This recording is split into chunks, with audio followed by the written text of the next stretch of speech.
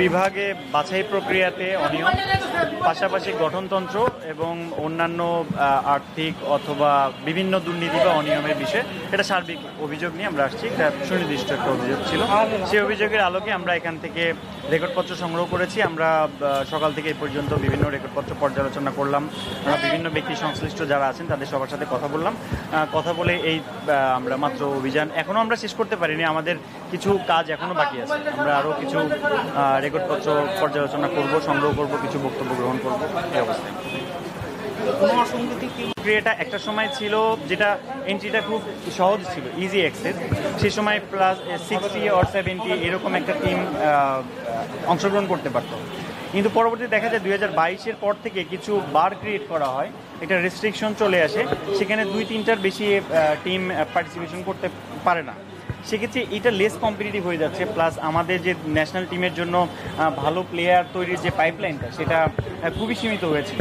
সেই ব্যাপারটাই আমরা বরাবরই ফোকাস করেছি এবং আমরা দেখেছি যে এখানে এমন কিছু রেস্ট্রিকশন বা শর্তাদি দেওয়া হয় যে শর্তাদিটা আমাদের দেশের যে যারা ক্রিকেট ক্লাবগুলো আছেন, যারা হয়তো বা আমাদের দেশের যে ইকোনমিক কন্ডিশন আছে সেখানে আমরা যে প্লেয়ারগুলো তৈরি করতে বা তাদেরকে যে সহায়তা করতে থাকি, অনেক ক্ষেত্রে আমরা দেখি বিভিন্ন প্রত্যন্ত অঞ্চল থেকে আমাদের খুব ভালো মানের প্লেয়ার উঠে আসছে, কিন্তু সেই পদগুলোকে রুদ্ধ করা হয়েছে।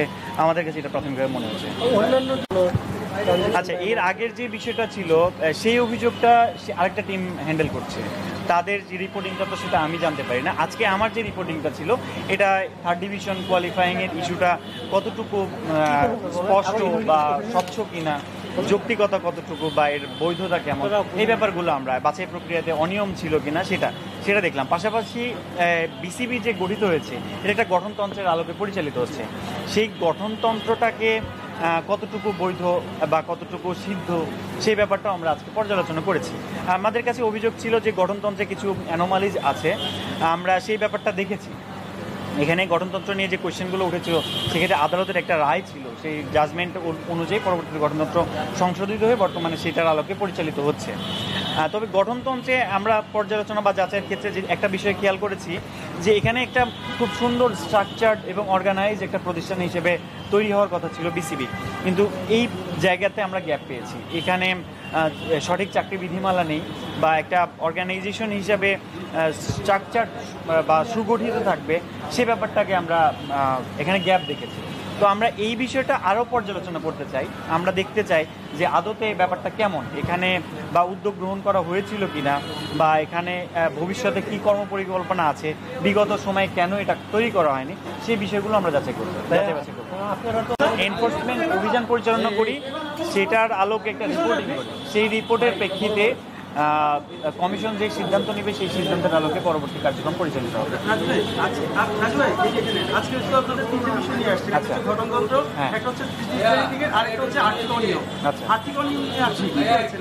আর্থিক অনিয়ম, হ্যাঁ বলেন। বিপিএল হচ্ছে এর আগে যে টিমটা এসেছিল তারা হচ্ছে 8টা আসরের ফাইল খুঁজে পেয়েছিল, 2টা আসরে বাকি ছিল যেটা ওই সময় প্রোভাইড করেন এবং আমাদেরকে ওই সময় ওই বিষয়ে কোনো ইনফরমেশন দেয়। আজকে কি আপনারা সেই বিষয়ে পেয়েছেন প্রথম এবং দ্বিতীয় আসর নিয়ে? আসলে বললাম আজকের অভিযোগটা সম্পূর্ণ ভিন্ন।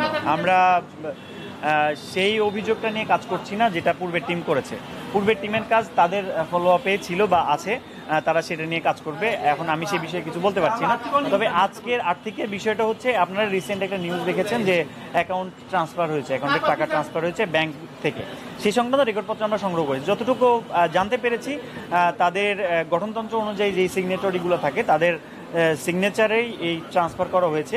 তাদের ব্যাখ্যা অনুযায়ী যে এখানে যেই রিস্ক জোন ব্যাংকগুলো ভাগ করা হলো, ক্যাটাগরাইজ করা হলো, সেখানে তারা যেটাকে মনে করেছে অধিক নিরাপদ সেখানেই ট্রান্সফার করেছে। এই বিষয়টা আমাদের কাছে তাদের ব্যাখ্যা ছিল। আমরা এই বিষয়ে রেকর্ডপত্রগুলো আরও সংগ্রহ করেছি এবং আমরা প্রেসিডেন্টের সাথে কথা বলবো, সেই রেকর্ডপত্রগুলো আমরা আরও যাচাই বাছাই করে আমাদের রিপোর্ট দাখিল করবো।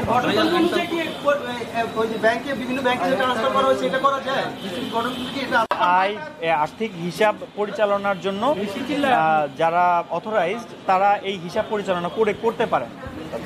এখন এই এই সময়টাতে যে কাজটা করা হয়েছে তাদের ব্যাখ্যাটা তো আমরা পেয়েছি। এখন এইটা যাচাই করতে আমাকে রেকর্ডপত্র দেখতে হবে। রেকর্ডপত্রের বাইরে আমি আসলে কথা বলতে পারি না। আচ্ছা, আমরা রেকর্ডপত্র সংগ্রহ করেছি, যেটা আমরা যাচাই করে আর বলতে পারবো।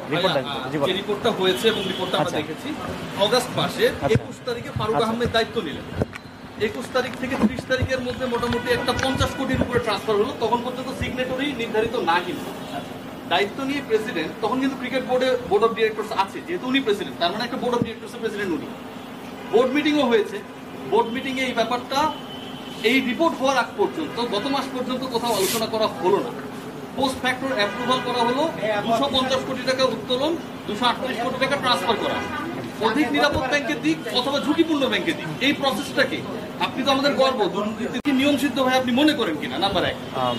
আচ্ছা, ঠিক আছে, এই প্রশ্নের ব্যাপারটা বলি। আর্থিক যে লেনদেনটা, সেটা একটা কর্তৃপক্ষ থাকবে, তাদের কনসার্নে থাকবে এবং যথাযথ প্রক্রিয়া সেটা ট্রান্সফার করতে হবে। আর্থিক অনিয়মের ব্যাপারটা কখন সংগঠিত হয়ে থাকে, কিভাবে সংগঠিত হয়, সেটা যাচাই করতে আমরা রেকর্ডপত্র ছাড়া কিছু বলতে পারি না। এখন প্রতিটা ডকুমেন্ট যেভাবে ট্রান্সফার করেছে তারা অর্থ, সেখানে সিগনেটরি কারা ছিলেন, তাদের গঠনতন্ত্রে আসলে এই দায়িত্বটা বা এই অথরাইজেশনটা কার উপরে বর্তায়, সেই ব্যাপারগুলো আমাকে যাচাই করতে হবে। তারা যে দাবি করছেন যে সঠিক ব্যাংকিং চ্যানেলে তারা রেখেছেন বা নিরাপদ জায়গায়, সেফ জোন যেটাকে বলি, যে ব্যাংকিং, যেই আমাদের যে ব্যাংক তিনটা ক্যাটাগরি যে নিয়ে আসছে, সেটা হয়েছে কি না আদতে, তাদের দাবিটা কতটুকু যৌক্তিক, আমার সেটা পর্যালোচনা করতে হবে। আরেকটা ব্যাপার বলেন যে সরকারি বা স্বায়ত্তশাসিত প্রতিষ্ঠানে আমরা যে সিস্টেমটা বুঝি যে অর্থটা ডিপোজিট থাকেছে, আচ্ছা, তো সরকারি ব্যাংকে আপনি 50% রাখছেন না, নিরাপদ করার জন্য আপনি হচ্ছে এমন একটা ব্যাংকে রাখছেন যেই ব্যাংকের মালিকরা হচ্ছে ওই সময়টা পালিয়ে গেছে। এই যে প্রসেসটা, এই যে ঘটনাটা ঘটেছে, নিশ্চয়ই আপনারা তদন্ত করে দেখবেন, এটা আমরা তো আশা করতে পারি। না, অবশ্যই আমরা সেটা দেখবো, কেন তারা জনতা ব্যাংক থেকে অন্য ব্যাংকে নিয়ে গেল, যেটাকে আপনার মনে হচ্ছে যে এখানে অনিয়ম হয়েছে, এটা যাচাই তো অবশ্যই করবো, আমাদের কাজই তো। টেন্ডার পারচেজ একটা রিপোর্ট হয়েছে সমকাল, বাংলাদেশের লিডিং দৈনিকগুলো একটা তারা করেছে, যেখানটা এনলিস্টেড যে কোম্পানিগুলো আছে, 69টা এনলিস্টেড কোম্পানি 29 ধরনের কর্মকাণ্ডের জন্য তাদেরকে এনলিস্টমেন্ট করা হয়েছিল, এবং বিজ্ঞাপন যেটা দেওয়া হয়েছিল পত্রিকায় সেই ডেট পার হয়ে যায়। ডেট পার হয়ে যাওয়ার পর যারা এনলিস্টমেন্টে ঢুকেছে তারাই কাজটা পাওয়ার কথা, কিন্তু নভেম্বর ডিসেম্বরে ব্যাক ডেটে পে অর্ডার করে পরবর্তীতে দেখানো হয় যে তারা ওই এনলিস্টেড কোম্পানির মধ্যে ঢুকে গেছে। আমার কাছে রেকর্ডও আছে। এই যে একটা টেন্ডার প্রসেসকে আহ্বান করার পরে টেন্ডারের বাইরের কোম্পানিকে হচ্ছে কাজ দিয়ে দেওয়া, এবং বিপিএল এর থিম সং তৈরি করার মতো গুরুত্বপূর্ণ কাজ তাদেরকে দেওয়া হয়েছে, এটাকে আপনারা কিভাবে দেখছেন? এটা তো অনেক বড় দুর্নীতি। টেন্ডার প্রক্রিয়াতে অনিয়ম করার তো সুযোগ নেই। আপনি যেটা বলছেন, টেন্ডার করতে হলে সেটার একটা প্রক্রিয়া আছে, যথাযথ প্রক্রিয়া অনুসরণ করে টেন্ডার করতে হবে। আপনি যেই তথ্যটা আমাকে দিচ্ছেন, আজকে যদিও এই অভিযোগটা আমাদের না, তা আপনার এই বিষয়টা আমাদের মাথায় থাকবে, আমরা এটা আমাদের কমিশনকে জানাবো এই অভিযোগটার বিষয়, যেহেতু এটা আমাদের আজকের অভিযোগ, আমার অভিযোগ সংশ্লিষ্ট বিষয় না। আচ্ছা, আপনার যে বক্তব্য অনুযায়ী আমার কাছে মনে হচ্ছে এখানে অনিয়ম, যদি টেন্ডার প্রক্রিয়া বা আমাদের পিপিএ অনুসরণ না করে থাকে, সেটা তো অনিয়মের পর্যায়ে পড়বে। আমরা সেটা লাস্ট প্রশ্ন করতে পারবো, আপনাকে তো পাবো না সবসময়, বলেন। সেটা হচ্ছে প্রিভিয়াস বোর্ড দুর্নীতি করেছে, একই সাথে রানিং বোর্ডেও যদি একই ধরনের দুর্নীতি আপনার হয়, এটা তো আমরা এক্সপেক্ট করতে পারি না। অবশ্যই আমরা চাই বিসিবি আমাদের সবার পছন্দের একটা জায়গা, আবেগের জায়গা, সেখান থেকে দেশকে রিপ্রেজেন্টেশন করেন আমাদের প্লেয়াররা, এটা আরো ভালো কাজ, আমরা সেটাই চাইবো। পূর্বের যে অনিয়মগুলো হয়েছে, আমরা এসেছি কেন সেই অনিয়মগুলো মানে যেন যারা সংগঠিত করেছে তাদের একটা আইনি প্রক্রিয়ার মধ্যে নিয়ে আসার জন্য, এবং আমরা এটাও চাইবো না যে ভবিষ্যতে সেই বিসিবি আবার ফেরত আসুক। আমরা চাই এই বিসিবিটা আরও স্বচ্ছ সংগঠন হোক, আরও স্ট্রাকচার্ড হোক, আরও অর্গানাইজড হোক, ইন্টারন্যাশনাল স্ট্যান্ডার্ড ফলো করুক, যেন আমরা কোয়ালিটি প্লেয়ার পাই, আমাদের দেশের সম্মানটা বৃদ্ধি পাই, এবং আমাদের যারা এই দেশের মানুষ তারাও যেন একটু স্বস্তি পায়, তারা তাদের যেই আবেগের জায়গা সেখানে যেন সবকিছু তাদের মনের মতোই হচ্ছে, এমনটাই তারা ভাবে। আপনি ক্লাবগুলোর কথা বলছিলেন যে যেভাবে চলে, 5ই আগস্টের পরে অনেক ক্লাবের মালিকই হচ্ছে দেশের বাইরে চলে যাচ্ছে, এবং এই ক্লাবগুলোর যে মালিকানা পরিবর্তন হচ্ছে, এটা আসলে এমনও শোনা যাচ্ছে দেশের বাইরে থেকে টাকা আসছে বা কতটুকু বৈধ উপায় আসছে, সেটাও একটা বিষয়। সেগুলো নিয়ে আপনারা কোনো? আচ্ছা, এই ক্লাবের ব্যাপারটা আমরা 14টি ক্লাবের ব্যাপারে দেখলাম যে এই ক্লাবগুলোর আসলে এদেরকে কোন প্রক্রিয়াতে অনুমোদন দেওয়া হলো বা অনুমোদন দেওয়া হলো, সেটা আমরা যাচাইয়ের জন্য রেকর্ডপত্র চেয়েছি। আমরা আপনাদের সাথে কথা শেষ করে আবার যাব, রেকর্ডপত্রগুলো সংগ্রহ করব। আমরা কিছু সময় জানতে পেরেছি যে এদের মালিকানা পরিবর্তন হচ্ছে, পূর্বের মালিক থেকে নতুন কমিটি কেন হচ্ছে, কারা হচ্ছেন, এবং তাদের উদ্দেশ্যটা কি সেটা আমাদের দেখতে হবে। কর্মকর্তার নাম আছে এখানে উল্লেখ করার মতো কারো নাম বা পেয়েছেন আপনারা এই পর্যন্ত? কোন বিষয়ে? মানে টোটাল যে আপনাদের যে অভিযান যে অভিযানে কারো নাম কি আপনারা নাম কি আছে কর্মচারী মানে এইখানে আচ্ছা এখানে আপনাদের তো সিসিডিএম থেকে এই থার্ড ডিভিশনের কোয়ালিফাইং এর জন্য অনুমোদন দেওয়া হয় বা এই পার্টিসিপেশন কল করে বা বিজ্ঞাপন দেয়, তারপরে তারা সেই কোন প্রক্রিয়াতে একটা প্রক্রিয়াতে গিয়ে তাদেরকে অংশগ্রহণ করেন। আমরা দেখেছি যে মাত্র দুইটা টিম তারা এনলিস্টেড হয়েছে, তাদেরকে দিয়ে একটা খেলার আয়োজন করে পরবর্তী তাদের দুইজনকে কোয়ালিফাই করে দিচ্ছে। এখন এইটাকে আরেকটু কম্পিটিটিভ করা যেত কিনা, সেই সময়ে বোর্ড মেম্বার কারা ছিল, মানে এই কমিটিটা কারা ছিল সিসিডিএম, সেই কমিটির তথ্য আমরা সংগ্রহ করেছি, সেটা আমরা দেখবো। এবং অনেকটা সময় বিভিন্ন সময়ে বিভিন্ন কমিটি ছিল। এখন সুনির্দিষ্টভাবে আমি বলে দিতে পারছি না যে এই ব্যক্তিরা দায়ী ছিল, কারণ আমার যাচাই করতে হবে সুন্দরভাবে, রেকর্ডপত্রগুলো আমরা আরও বিশ্লেষণ করবো, এই অনুযায়ী আমরা বলতে পারবো যে আসলে এখানে কারা ছিল। প্রকাশ করতে পারি না, আমরা তো অভিযোগ বিভিন্নভাবে আমাদের কমিশনে অভিযোগ আসে, অথবা আমরা স্বপ্রণোদিত হয়ে বিভিন্ন সোর্স থেকে অভিযোগ সংগ্রহ করি। আমাদের কাছে মনে হয় যে এগুলোতে অনিয়ম থাকতে পারে, আমরা সেটা ড্রাইভ করি, আমরা সেটা বের করার চেষ্টা করি। এখন অনেকেই অভিযোগ করে থাকে।